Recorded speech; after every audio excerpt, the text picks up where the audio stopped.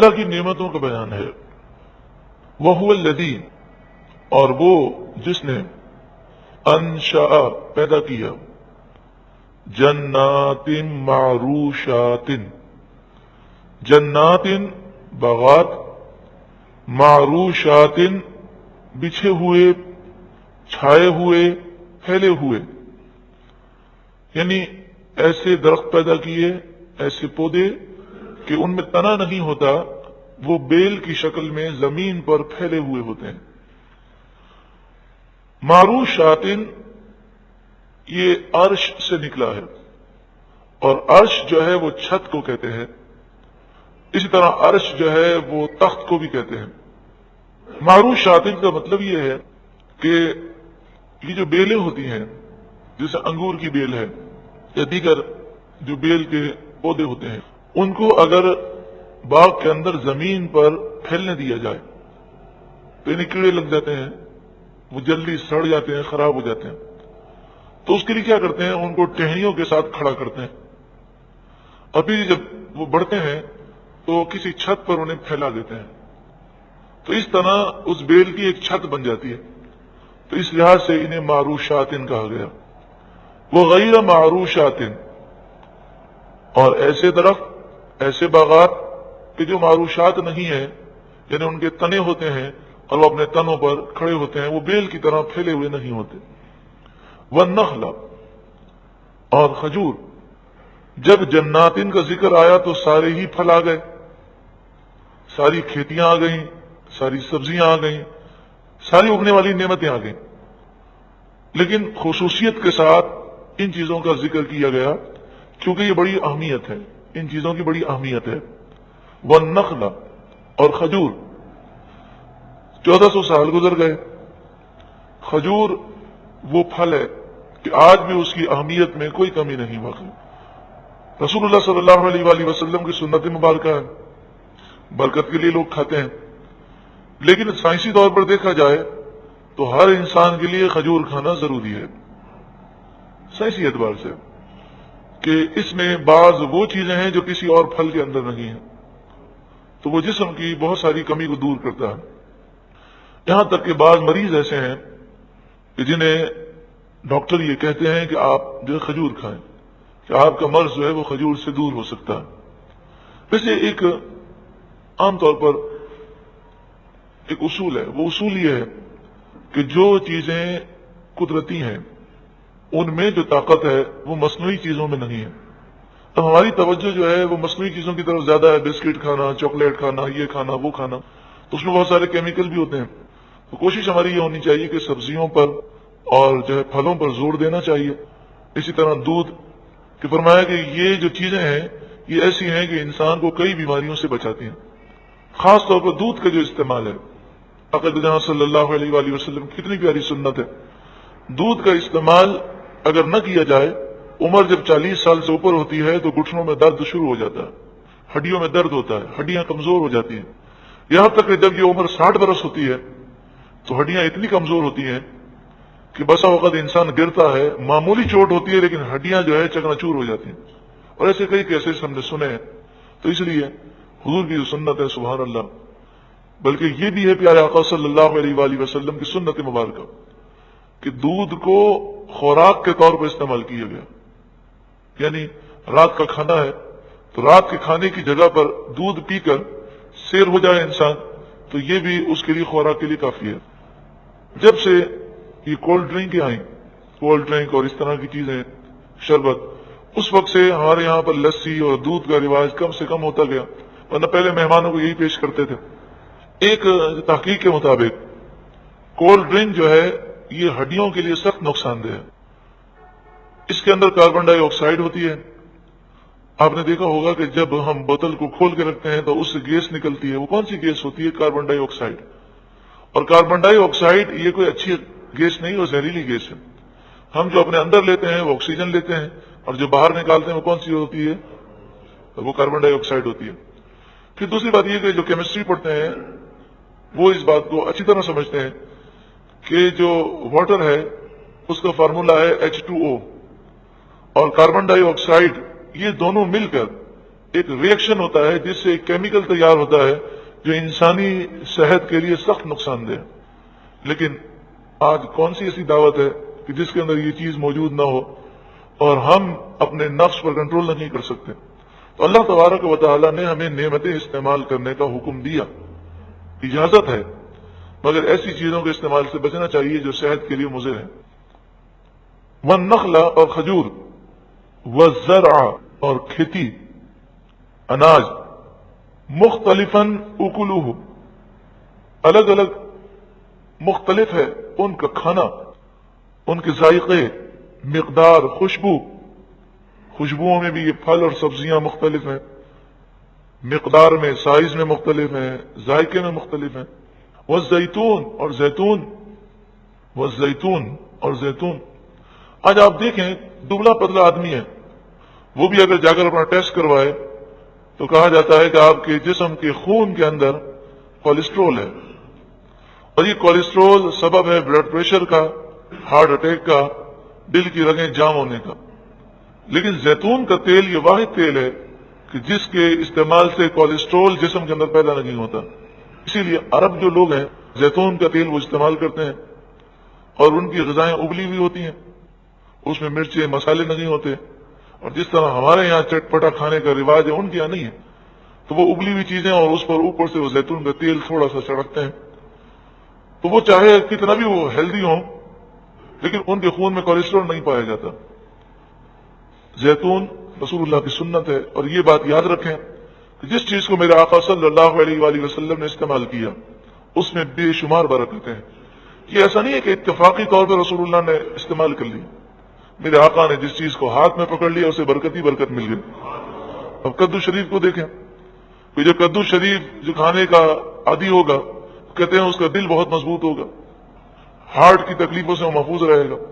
اور بزرگان دین کا طریقہ یہ تھا کہ دال پکے، سبزی پکے تو یہ گوشت پکے، کدو ضرور وہ استعمال کرتے تھے. لیکن ہمارے یہاں اس کا رواج اب کم ہو گیا. حالانکہ میرے آقا صلی اللہ علیہ وآلہ وسلم کو کدو شریف کتنا پسند تھا، سبحان اللہ. کہ حضرت انس کہتے ہیں میں نے اپنی آنکھوں سے دیکھا سالن میں حضور کدو شریف کو تلاش کر رہے تھے. جب میں نے یہ منظر دیکھا تو مجھے تمام کھانوں میں سب سے پسندیدہ کدو ہو گیا. والزیتون اور زیتون، والرمان اور انار، متشابہن کسی بات میں ملتے جلتے، جیسے رنگ بسا اوقات پھلوں کا ملتا جلتا ہوتا ہے، پتے ایک جیسے لگتے ہیں. وہ غیر متشابہ، اور کسی اور بات میں الگ، ذائقہ الگ ہوتا ہے، تاثیر الگ ہوتی ہے. لیکن یہ بات یاد رکھیں کہ اسلام ہمیں اعتدال سکھاتا ہے. ہر چیز میں کیا ہونا چاہیے؟ اعتدال. ضرورت سے زائد کوئی بھی چیز استعمال کی جائے اس کا نقصان ہے.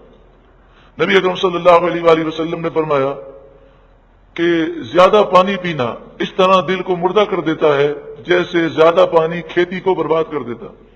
کہ پانی کھیتی کے لیے ضروری ہے، لیکن آپ ڈھیر پانی کا ڈال دیں تو کھیتی جو ہے ختم ہو جائے گی. تو پانی کتنا مفید ہے لیکن اس کی بھی ایک لمٹ ہے. تو یہ اکثر کہا جاتا ہے، اور بعض سائنسدان کہتے ہیں، بعض ڈاکٹر حضرات بھی کہتے ہیں کہ زیادہ پھل کھانے سے گردے کی پتھری ہوتی ہے. تو پھل نقصان دہ نہیں ہے، لیکن کسی بھی چیز کی زیادتی جو ہے وہ نقصان دہ. انسان ہر چیز کو ایک اندازے کے مطابق، اور جیسے رسول اللہ صلی اللہ علیہ وآلہ وسلم کی سنت مبارکہ ہے کہ فرمایا ہے کہ اتنا کھانا کھایا جائے کمر کو سیدھی کرنے کے لیے کافی ہو. اگر پیٹ بھرنا ہی ہے تو پیٹ کے 3 حصے کیے جائیں، ایک حصہ ہوا کے لیے، ایک خوراک ہو، اور ایک میں پانی ہو. یعنی اگر 6 روٹی میں پیٹ بھرتا ہے فل تو 2 روٹی کھائی جائے، اگر 3 روٹیوں میں پیٹ بھرتا ہے تو 1 روٹی کھائی جائے. اب یہ مختلف لوگوں کی مختلف مطلب وہ جو پیٹ کی نیچر ہے. بعض ایسے ہیں کہ ان کے لیے 2 ہی روٹیاں بہت ہو جاتی ہیں اور ان کا پیٹ بوجھل ہو جاتا ہے، تو انہیں 2 نہیں کھانی چاہیے، اس کا تیسرا حصہ کھانا چاہیے. بعض وہ ہوتے ہیں جو محنت مزدوری کا کام کرتے ہیں، جیسے مزدور جو ٹائپ کے لوگ ہوتے ہیں، تو انہیں بھوک زیادہ لگتی ہے. لیکن اگر کوئی پیٹ بھر کے بھی کھائے تو گناہ تو نہیں ہے. ہاں، پیٹ سے زیادہ کھانے کی منع ہے.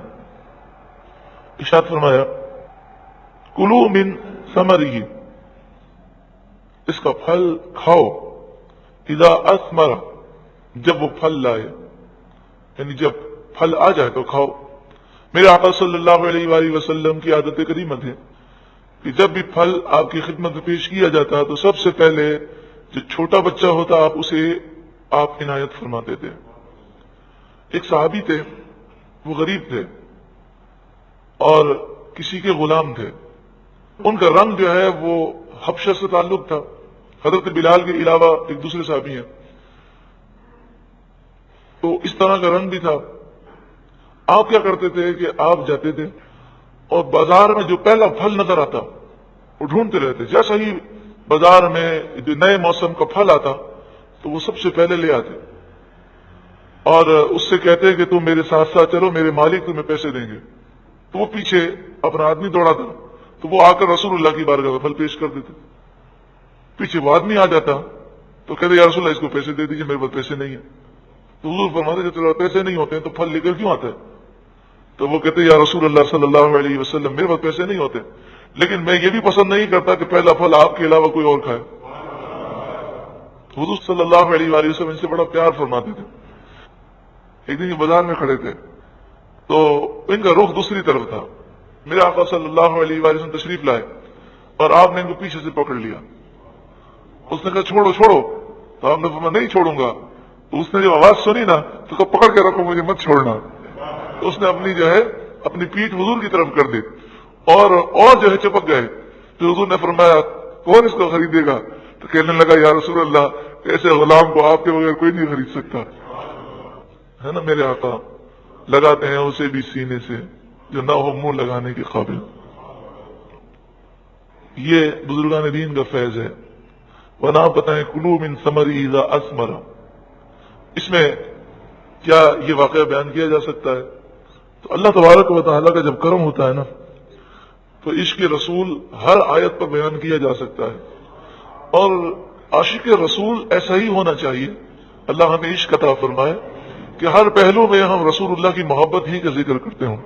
وہ آتو حق اور اس کا حق دو یوم حسادی ہی، جس دن وہ کٹے، یعنی عشر یا نصف عشر دو. عشر کا مسئلہ یہ ہے کہ تین چیزیں لکڑی، بانس اور گھاس، ان تینوں چیزوں پر عشر نہیں ہے. کون کون سی چیزیں؟ لکڑی، بانس اور گھاس. اس کے علاوہ جو چیز زمین سے پیدا ہوتی ہے اس پر عشر یا نصف عشر ہے. عشر کا مطلب یہ ہے کہ 10% دینا ہے اور نصف عشر کا مطلب یہ ہے کہ 5% دینا ہے. اس میں کوئی سال کی قید نہیں، جب جب اترتا جائے دیتے جائیں. سال میں اگر 2 دفعہ پیداوار ہو تو 2 دفعہ دینا ہوگا. اس میں کوئی تعداد بھی فکس نہیں. 10 آم اتر گئے تو 9 آم خود رکھ لیں، 1 آم اللہ کی راہ میں دے دیں. جبکہ عشر لازم ہو. نصف عشر ہو تو 20 آم اتر گئے تو 20 میں سے 1 کس کی راہ میں دینا ہے؟ اللہ کی راہ میں. جو زکوٰۃ کا مستحق ہے اسے دینا ہے. 19 آم آپ کے ہیں، 1 آم جو ہے وہ غریب کا حق ہے. وہ آتو حق ہو، اس کا حق دو یوم حسادی، جس دن وہ کھیتی یا پھل کٹے اترے. اگر ایسے باغات ہوں کہ جسے آپ کو سیراب کرنے کی ضرورت نہ ہو، بس ان کی جڑیں زمین سے پانی نکال لیتی ہیں، تھوڑی بہت بارش ہو جاتی ہے شبنم ہے اور وہ پھل دے رہے ہیں، تو اس صورت میں کہ جس کا گزارا قدرتی پانی پر ہو اور ہمیں پانی نہ دینا پڑے تو اس صورت میں عشر دینا ہے، یعنی 10% اللہ کی راہ میں دینا. اور ایسے درخت یا ایسے باغات کہ جس کے اندر ہمیں پانی دینا پڑے تو پھر اس صورت میں نصف عشر ہے، یعنی 5%. اب اس میں کوئی یہ بھی نہیں ہے کہ درختوں کی تعداد اتنی ہونی چاہیے. ایک درخت ہے اور وہ بھی پھل دیتا ہے، چاہے وہ گھر میں لگا ہوا ہے، تو اس میں بھی یہی قاعدہ لگے گا. دیہاتوں میں لوگ یہ کرتے ہیں کہ گندم کو جب وہ بوریوں میں بھرتے ہیں تو 10 پیالے وہ بوری میں ڈالتے ہیں اور 1 پیالہ وہ الگ رکھتے ہیں. یہ طریقہ غلط ہے. اگر عشر دینا ہے تو 9 پیالے کس میں ڈالیں گے؟ بوری میں. اور 1 پیالہ کس میں؟ ہاں وہ الگ رکھیں گے. کیونکہ جو عشر ہے اس کا مطلب یہ کہ 10واں حصہ، تو 11 پیالوں میں سے 1 نہیں بلکہ 10 پیالوں میں سے 1، تو 9 پیالے ہماری بوری میں گئے اور 1 پیالہ جو ہے غریب کے لیے حصہ نکالا جائے. اسی طرح پھلوں کے اندر بھی ہونا چاہیے، 11 میں سے 1 نہیں ہے بلکہ کس میں؟ 10 میں سے 9 ہمارے اور 1 اللہ کی راہ میں دیا جائے گا. ولا تسرفوا، اور بے جا خرچ نہ کرو، اسراف نہ کرو. میں یہاں پر آپ کو اسراف کی تعریف بتانا ضروری سمجھتا ہوں. لوگوں کو اسراف کا مطلب ہی نہیں پتا. فضول خرچی کر رہے ہیں، اتنا فضول خرچ، کیا فائدہ؟ تو اسراف کیا ہے وہ سمجھ لیں تاکہ یہ وسوسے ہمیشہ کے لیے دور ہو جائیں. اسراف کے معنی یہ ہے اللہ کی نافرمانی میں مال خرچ کرنا، گناہ میں مال خرچ کرنا. اب چاہے وہ 1 پائی خرچ کی جائے یا 1 کروڑ روپے خرچ کیے جائیں، وہ اسراف ہی ہے. چاہے 1 بلب جلائیں چاہے 1,00,000 بلب جلائیں، اللہ کی نافرمانی میں جو خرچ ہوگا وہ کیا ہے؟ اسراف ہے. اسی طرح اب یہ ایک تعریف ہوئی، یہ تو ہوا گناہ میں مال خرچ کرنا. دوسری تعریف یہ ہے کہ اس طرح مال خرچ کرنا جس کا کوئی دینی یا دنیاوی جائز فائدہ نہ ہو. اب دیکھیں کوئی شخص اگر شادی کے موقع پر مال خرچ کرتا ہے اور جائز طریقے سے خرچ کرتا ہے، بڑی دعوت کرتا ہے، عالی شان دعوت کرتا ہے، اس نے کوئی حرام کام تو نہیں کیا، لیکن سوال یہ کہ اسراف ہے کہ نہیں. تو سوال یہ ہے کہ یہ جو اس نے مال خرچ کیا اس کا مقصد کیا ہے؟ اس کا مقصد کوئی دینی تو ہو نہیں سکتا. اب رہ گئی دنیاوی وجہ، تو دنیاوی کوئی اس میں جائز فائدہ نہیں ہے، صرف مقصد ہے میری شہرت، نام و نمود، لوگ کہیں کہ واہ کیا اس نے دعوت کی. تو نام و نمود کے لیے مال خرچ کرنا یہ گناہ میں مال خرچ کرنا. تو اس صورت کے اندر یہ جو مال خرچ کرنا ہے یہ فضول ہے. اب ایک شخص مسجد بناتا ہے، مسجد جو ہے وہ اگر سیمنٹ کی بنائے اور جو دیواریں ہوں اس پر چونا لگا دے، نیچے سیمنٹ ہو، اوپر چھت ہو سیمنٹ کی، رنگ روگن نہ کروائے، تو مثلا ایک مسجد جو ہے وہ 5 لاکھ کی بن سکتی ہے. لیکن وہ اسے بڑا خوبصورت بناتا ہے، بڑا خرچہ کرتا ہے، اور اس مسجد پر وہ 50 لاکھ خرچ کرتا ہے. 5 لاکھ میں مسجد بن جاتی، کوئی بارش کا پانی اندر نہیں آتا، کھڑکیاں بھی لگ جاتی ہیں، سب کچھ ہو جاتا ہے، لیکن اسے 50 لاکھ خرچ کیے. یہ جو اس نے خرچ کیے اس میں دینی یا دنیاوی فائدہ ہے کہ نہیں؟ دینی فائدہ ہے، کیونکہ اس نے مسجد کی عظمت کے لیے خرچ کیا تاکہ مسجد کی عظمت لوگوں کے دلوں میں آئے. کیونکہ اب چاروں طرف اچھے اچھے مکانات بنے ہوئے ہیں، تو اب لوگ اچھی مسجد کو دیکھ کر ان کے دل میں مسجد کی قدر پیدا ہوتی ہے. کیا پیدا ہوتی ہے؟ قدر پیدا ہوتی ہے. تو لہذا یہ 45 لاکھ روپے اسراف نہیں ہے. اور مثال لیجیے، قرآن پاک سادہ کاغذ میں سادہ گتے میں چھاپ دیا جائے تو ایک قرآن پاک مثال کے طور پر 100 روپے میں ہمیں جو پڑا، لیکن اچھے کاغذ میں، اچھے گتے میں، خوبصورت رائٹنگ میں بڑے اہتمام سے اسے شائع کیا جائے ایک قرآن پاک 2000 روپے کا پڑا. تو یہ جو 1900 روپے زائد خرچ کیے گئے قرآن کی تعظیم کے لیے خرچ کیے گئے، لہذا یہ اسراف نہیں ہے. مسجد نبوی شریف اور مسجد الحرام، اس میں جو خرچہ کیا گیا ہے اگر اس کا 100واں حصہ بھی کیا جاتا تو مسجد تو سبحان اللہ مسجد ہی ہے، لیکن جو خرچہ کیا گیا کس کے لیے کیا گیا؟ مسجد کی تعظیم لوگوں کے دلوں میں ڈالنے کے لیے، تاکہ دنیا کی سب سے خوبصورت مسجد یہ بن جائے اور لوگوں کے دلوں میں اس کی عظمت آئے. تو یہ سارے خرچے کیا ہیں؟ جائز ہیں. مثلا مسجد نبوی شریف کے جتنے مینار ہیں، ایک رپورٹ کے مطابق ایک ایک مینار جو ہے اس کی قیمت، ایک ایک مینار کی تعمیر جو ہے اس میں خرچہ تقریباً 50 لاکھ سے زائد ہے. تو ہم یہ نہیں کہیں گے کہ یہ 50 لاکھ روپے کا ایک مینار، تو اگر یہ 50 لاکھ روپے یہ ہمیں دے دیتے تو کتنے غریبوں کا علاج ہو جاتا، کتنی بچیوں کی شادی ہو جاتی، کتنے جو ہیں وہ بھوکے جو ہے وہ کھانا کھا لیتے. ہم یہ نہیں کہہ سکتے کیونکہ وہ خرچہ مسجد نبوی اور مسجد الحرام کی تعظیم کے لیے. مسجد الحرام میں جتنے بلب لگائے گئے ہیں اس کا اگر 10واں حصہ بھی لگایا جاتا تو اندھیرا نہیں ہوتا. اتنی روشنی، اتنی روشنی کہ سمجھے جہاں 10,000 بلب لگائیں 1,000 بلب کافی تھے. اور یہ 9,000 بلب جو زائد لگائے گئے کس کے لیے لگائے گئے؟ مسجد الحرام کی تعظیم اور عظمت دل میں بٹھانے کے لیے. تو یہ جائز ہے. خانہ کعبہ کا غلاف ہر سال چینج ہوتا ہے، پوری ایک فیکٹری ہے، سینکڑوں ملازمین ہیں، سارا سال ان کا ایک ہی کام ہے، وہ خانہ کعبہ کا غلاف بناتے ہیں. اربوں روپے اس پر خرچ کیے جاتے ہیں، اور پھر 9 ذی الحجہ کو خانہ کعبہ کا غلاف چینج کیا جاتا ہے. تو سال میں ایک دفعہ جب چینج کیا جاتا ہے تو آپ چینج ہونے سے پہلے دیکھیں خانہ کعبہ کے غلاف میں کوئی خرابی نہیں ہوئی ہوتی، ایسی چمک دمک ہے۔ یہ آپ ذرا تصور کیجئے گا، سوچئے گا کہ خانہ کعبہ کے غلاف بنانے کے لیے پورا سال لوگ محنت کیوں کرتے ہیں اور کیوں اربوں روپے خرچ کیے جاتے ہیں کہ پورا سال گزرنے کے باوجود بھی اس کی چمک میں، حالانکہ دھوپ کتنی پڑتی ہے، اس کی چمک میں کوئی فرق نہیں آتا، بالکل نیا جیسا ہے۔ اب وہ چینج کر دیا گیا۔ ایک اخبار میں رپورٹ آئی تھی کہ وہ بھی 3-4 سال پہلے کہ خانہ کعبہ کا غلاف چینج کیا گیا، 52 کروڑ ریال کا یہ بنا ہے۔ کتنے کروڑ؟ 52 کروڑ ریال، تو کتنے ارب ہو گئے؟ 1 ریال 23 روپے کا، تو اربوں روپے ہو گئے۔ اور یہ تو صرف خانہ کعبہ کے غلاف میں جو جتنے من چاندی سونا ریشم لگا اس کی قیمت ہے، اور جو مزدور اور جو فیکٹری پر جو خرچہ اخراجات ہوئے وہ الگ ہیں۔ 52 کروڑ ریال کے اندر وہ غلاف انہوں نے ہر سال لگانا ہے۔ اب اگر 52 کروڑ کو پاکستانی روپیز ملے تو کتنے ارب بنیں گے؟ کسی کو اندازہ ہے؟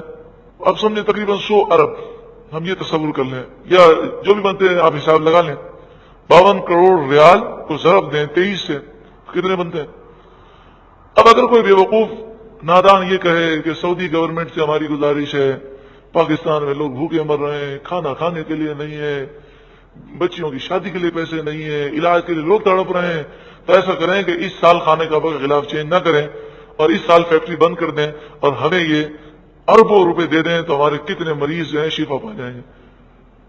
تو یہ سوچ غلط ہے، کیونکہ وہ فضول خرچی نہیں ہے، وہ خانہ کعبہ کی عظمت بٹھانے کے لیے۔ تو مزارات کی جو تعمیر ہوتی ہے، مزارات پر جو غلاف چڑھایا جاتا ہے، چادر چڑھائی جاتی ہے، وہ بھی کس کے لیے؟ صاحب مزار کی عظمت بٹھانے کے لیے۔ میلاد شریف پر جو خرچہ ہوتا ہے، عید میلاد النبی کے موقع پر جو چراغا ہوتا ہے، کیا ہم اپنے بیٹے کے لیے کر رہے ہیں؟ کیا ہمیں اپنی شہرت چاہیے؟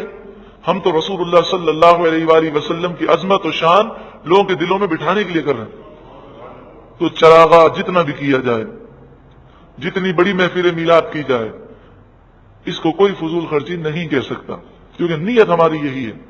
اسی طرح جب کوئی ہمارے گھر پہ مہمان آتا ہے تو ہم اپنے ڈرائنگ روم میں ایک بلب جلا کر یا ایک ٹیوب لائٹ جلا کر بیٹھے ہوتے ہیں، مہمان آتا ہے تو ہم سارے جھومر ساری لائٹیں جلا دیتے ہیں۔ یہ کس کے لیے؟ مہمان کی تعظیم کے لیے، اور یہ آج ہمارے یہاں رواج ہے اس چیز کا، اور یہ مہمان کی اس طرح عزت افزائی ہے۔ تو اس صورت کے اندر یہ کوئی فضول خرچی نہیں ہے۔ اسی طرح ملک شام کے اندر یہ رواج ہے کہ جب حاجی صاحبان آتے ہیں، اور وہاں ملک شام میں لوگ جو ہے بس پر جاتے ہیں حج کے لیے، کیونکہ بائی روڈ بہت آسان ہے، تو وہ حج سے جب واپس آتے ہیں تو محلے والے اس کے استقبال کے لیے پوری گلی سجاتے ہیں۔ جب ہم ملک شام گئے تو حاجیوں کے قافلے آ رہے تھے، ہم ان دنوں میں گئے تھے، تو جگہ جگہ ہم دیکھتے کہ گلیاں سجی ہوئی ہیں اور حاجیوں کو خوش آمدید وہ عربی میں لکھا ہوا ہے۔ تو انہوں نے بتایا یہاں تو یہ رواج ہے کہ جو گیا ہوتا ہے وہ کچھ تیاری نہیں کرتا، اس کے محلے والے، اس کی گلی والے جو ہیں اس کا استقبال کرتے ہیں، اور جب وہ آتا ہے تو پورے لوگ جمع ہو جاتے ہیں اور اسے جلوس کی صورت میں اس کے گھر لے جاتے ہیں۔ تو یہ جلوس نکالنا، یہ سجاوٹ کرنا کس کے لیے ہے؟ حج کی تعظیم کے لیے۔ تو یہ حاجی تو انسان ہے نا، اس کی کیا حیثیت ہے؟ لیکن یہ مسلمان حج کر کے آیا ہے تو حج کی تعظیم کی وجہ سے۔ تو ہم جو عید میلاد النبی میں جلوس نکالتے ہیں، چراغا کرتے ہیں، محفل میلاد کرتے ہیں، تو کس کی تعظیم کے لیے کرتے ہیں؟ رسول اللہ صلی اللہ علیہ وسلم کی تعظیم کے لیے۔ تو اسے فضول خرچی کہنا یہ اس لیے غلط ہے کہ وہ وہی کہے گا جس کو فضول خرچی کی تعریف ہی نہیں معلوم۔ فضول خرچی کیسے کہتے ہیں؟ دینی یا دنیاوی کوئی جائز مقصد کے بغیر اگر پیسے خرچ کیے جائیں، ولا تسرفوا، اور فضول خرچ نہ کرو۔ حضرت مجاہد بڑا ہی پیارا قول فرماتے ہیں، آپ فرماتے ہیں کہ اگر کوئی دینی یا دنیاوی جائز مقصد میں پیسہ خرچ کرتا ہے، چاہے جبل ابی قبیس پہاڑ جتنا سونا خرچ کر دے، پھر بھی یہ فضول خرچی نہیں ہے۔ اور فرمایا کہ اگر 1 درہم اس مقصد کے بغیر خرچ کرتا ہے، 1 درہم، تو یہ فضول خرچی ہے اور یہ گناہ ہے۔ انہ لا يحب المسرفین، بے شک اللہ تعالی فضول خرچی کرنے والوں کو پسند نہیں فرماتا۔ ومن الانعام، اور کچھ مویشی ایسے ہیں حمولہ، حمولہ کے معنی ہے بوجھ اٹھانے والے، وفرشا، فرش زمین کو کہتے ہیں، فرش اردو میں بولا جاتا ہے، وہ فرشن زمین پر بچھے ہوئے، یعنی جن کے قد چھوٹے ہوتے ہیں، زمین کی طرف ہوتے ہیں، جیسے بکری ہے، بکرا ہے، دمبا ہے، بھیڑ ہے، مینڈا ہے، وہ بوجھ نہیں اٹھا سکتے، اس پر آدمی سوار نہیں ہو سکتا۔ گائے، بیل، اونٹ یہ بوجھ اٹھانے والے جانور ہیں، گدھا ہے، خچر ہے، گھوڑا ہے۔ لیکن جو حلال جانور ہیں ان کا کھانا بھی حلال ہے، تو گائے، بیل، اونٹ اور اونٹنی، بھینس، یہ سب حلال جانور ہیں۔ لیکن گدھا اور خچر یہ حرام جانور ہے، اسے نہیں کھایا جا سکتا۔ گھوڑا کھانے سے حضرت امام اعظم ابو حنیفہ رضی اللہ تعالیٰ عنہ نے منع فرمایا۔ آپ نے فرمایا کہ گھوڑا کھانا یہ منع ہے، کیونکہ یہ وہ جانور ہے جسے اللہ نے عظمت عطا فرمائی، اور اس کے پاؤں جو میدان جہاد میں لگتے ہیں، اور اس کے پاؤں لگنے سے جو مٹی اٹھتی ہے، اللہ نے اس کی بھی قسم یاد فرمائی سورہ عادیات میں، تو فرمایا گھوڑا کھانا منع ہے۔ کلو، کھاؤ، مما رزقکم اللہ، اس سے جو اللہ نے تمہیں روزی دی، ولا تتبعوا خطوات الشیطان، اور شیطان کے قدموں کی پیروی نہ کرو، انہ لکم عدو مبین، بے شک وہ تمہارا کھلا دشمن ہے۔ ثمانیۃ ازواج، 8 نر و مادہ ہیں۔ کتنے نر و مادہ ہیں؟ 8، 4 جوڑے ہیں، اور ہر جوڑے میں ایک نر ایک مادہ، تو اس طرح یہ 8 ہوئے۔ من الضأن 2، الضأن جو ہے بھیڑ کو کہتے ہیں، بھیڑ میں سے ایک جوڑا یعنی نر مادہ۔ ومن الماعز 2، الماعز بکری کو کہتے ہیں، اور جن سے بکری میں سے ایک جوڑا۔ اس طرح یہ 4 جانوروں کا ذکر ہو گیا، بھیڑ کا جوڑا اور بکری کا۔ الضأن کا جو لفظ ہے بھیڑ، مینڈے اور دمبے تینوں کے لیے استعمال ہوتا ہے، اور الماعز جو ہے صرف بکری اور بکرے کے لیے استعمال ہوتا ہے۔ یہ 4 جانوروں کا ذکر کیوں کیا گیا؟ مشرکین کبھی نر کو حرام کہتے تھے، کبھی مادہ کو، تو اب ان سے پوچھا جا رہا ہے، قل، اے محبوب آپ فرمائیے، اذکرین حرم ام الانثیین، کیا اللہ نے دونوں نر حرام کیے؟ ذکرین 2 نر، انثیین 2 مادہ، یا اللہ نے دونوں مادہ حرام کی؟ یعنی بھیڑ اور بکری میں سے مادہ حرام ہے کہ نر؟ ام مشتملت علیہ ارحام الانثیین، ارحام الانثیین، انثیین مانے دونوں مادہ، ارحام پیٹ، یا وہ اللہ نے حرام کیا کہ جو ان کے بچے ہیں، یعنی بکری کا جو بچہ ہے، یہ جو بھیڑ کا بچہ ہے، کیا اللہ نے وہ حرام کیا؟ نبئونی بعلم، مجھے تم دلیل سے بتاؤ، بعلم دلیل سے، ان کنتم صادقین، اگر تم سچے ہو۔ مشرکین یہاں پر پھنس گئے۔ اگر یہ کہیں کہ اللہ نے نر حرام کیا تو سارے بکرے جو ہیں، سارے بکرے حرام ہو جائیں گے، اور بھیڑ میں بھی جتنے بھی نر ہیں سب حرام ہوں گے۔